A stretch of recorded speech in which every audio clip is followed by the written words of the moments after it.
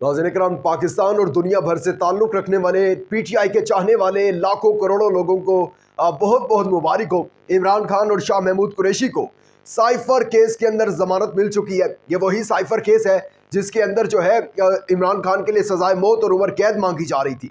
और नून लीग और करप्ट टोला ताकतवर इंतहाई खुश थे और इंतजार में थे कि कब जो है मेन स्ट्रीम मीडिया पर यह खबर चलना शुरू होगी कि इमरान खान को साइफर केस में सजाए मौत सुना दी गई है। लेकिन हुआ सब कुछ इसके बरक्स।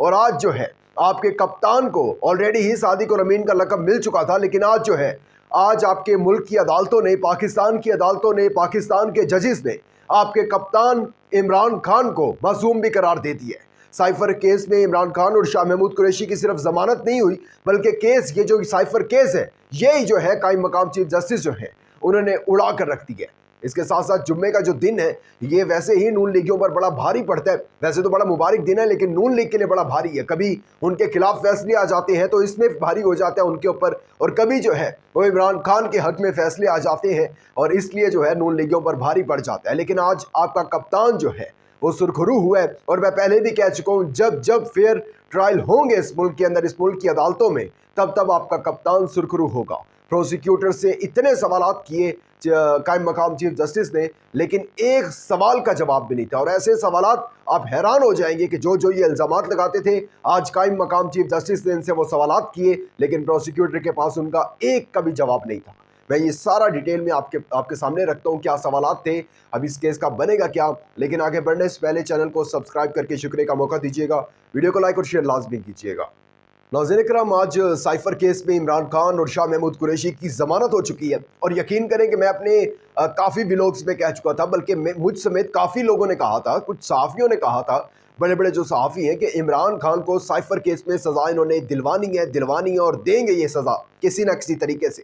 और वाकई ही मैं खुद भी सरप्राइज़ हुआ कि जिस तरह का आज कायम मकाम चीफ जस्टिस सरदार तारिक मसूद ने फैसला किया है, उनकी सरबराही में जो था वो अतर मिनल्ला और मंसूर अली शाह, यानी कि इनका 3 रुकनी बेंच था, और जिसने ये फैसला सुनाया। और ये वही साइफर केस है जिसमें इमरान खान के लिए क्योंकि सजाए मौत मांगी जा रही थी, उम्र कैद मांगी जा रही थी, फिर साइफर केस को जिस तर्ज का बना दिया गया था, यानी कि मीडिया पर पाबंदी लगा दी गई और ये भी कहा गया कि अगर कोई साइफर के मुतल्लिक कुछ बताएगा तो उस पर भी सीक्रेट एक्ट लग जाएगा, वो भी जो है फिर उसके ऊपर भी उम्र कैद और वो सजाए मौत वाला कानून जो है वो लागू होगा। जब ये इतनी सब चीज़ें हो रही थी तो उसके बाद ये खदशा जाहिर किया जा रहा था कि जो इमरान खान और शाह महमूद कुरैशी को इसमें सज़ा होगी। लेकिन आज एक ऐसे सवालात, मैं कहता हूँ कि जो 25 करोड़ आवाम के सवालात थे, आज कायम मकाम चीफ जस्टिस तारिक मसूद ने वो प्रोसिक्यूटर से पूछे, लेकिन उनका एक भी जो था वो जवाब नहीं था। मैं सवालात आपको पहले बताता हूँ कि वो सवालात पूछे गया थे प्रोसिक्यूटर से। जज ने बड़ा सवाल किया कि क्या इमरान खान या उनके बाहर आने से पाकिस्तान को कोई नुकसान पहुंच सकता है? आपने उनको क्यों जेल में रखा हुआ है? क्या उन्होंने ऐसा जुर्म किया है जो आप समझते हैं कि उनकी तस्वीर, उनका नाम लेने से जो है वो कोई मुल्क को, पाकिस्तान को, वो जो है ना मुल्क की सलामती को नुकसान पहुंचेगा? प्रोसिक्यूटर ने जवाब नहीं दिया, क्योंकि कोई जवाब था ही नहीं। जवाब अगर देते तो वो यही देते ना, क्योंकि बाहर आके तो मकबूलियत हो जाएगी और फिर बाहर आए तो इलेक्शन कैंपेन चलाएंगे तो फिर वज़ीर आज़म बन जाएंगे, वज़ीर आज़म बन गए तो फिर हम सब का एहतसाब करेंगे। अच्छा, दूसरा सवाल किया जज साहब ने कि क्या इससे पाक अमेरिका ताल्लुकात आप कह रहे हैं ख़राब हुए, तो किस तरह हुए, हमें भी बताएं किस तरह, मतलब साइफर के लहराने से किस तरह की जो है वो पाक भारत ताल्लुकात ख़राब हुए हैं। अगर इमरान खान ने ये कहा था कि साइफर के अंदर गवर्नमेंट गिराने का कहा गया हुआ था, तो फिर इसमें तो अमेरिका की बदनामी है कि वो दूसरों के मामलात में, दूसरों के ममालिक में, उनके मामलात में मुदाखलत करता है। प्रोसिक्यूटर के पास कोई जवाब नहीं था, चुप करके खड़े रहे। उन्होंने कहा आप ये कहते हैं, ये जो लाइन थी ना कि साइफर केस, आप कहते हैं साइफर को लहराया गया जिससे जग हसाई हुई, पहले तो ये बता दें कि जग हसाई क्या हुई है इसके अंदर, अमेरिका के अंदर या पूरी दुनिया के अंदर क्या जग हसाई हुई है।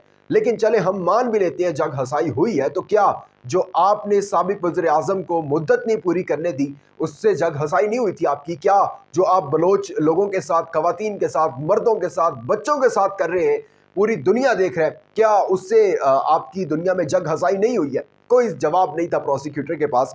और ये आज की जो समात थी इसको देखकर अब यही लग रहा है, पहले जिस तरह देखकर लग रहा था कि इमरान खान के लिए मुश्किलात हैं, लेकिन अब लग रहा है कि ये सस्टेन नहीं कर सकता केस। और उसके बाद इमरान खान जज साहब ने बहुत ज़बरदस्त रिमार्क्स दिए, और रिमार्क्स मैं आपके सामने रखता हूँ।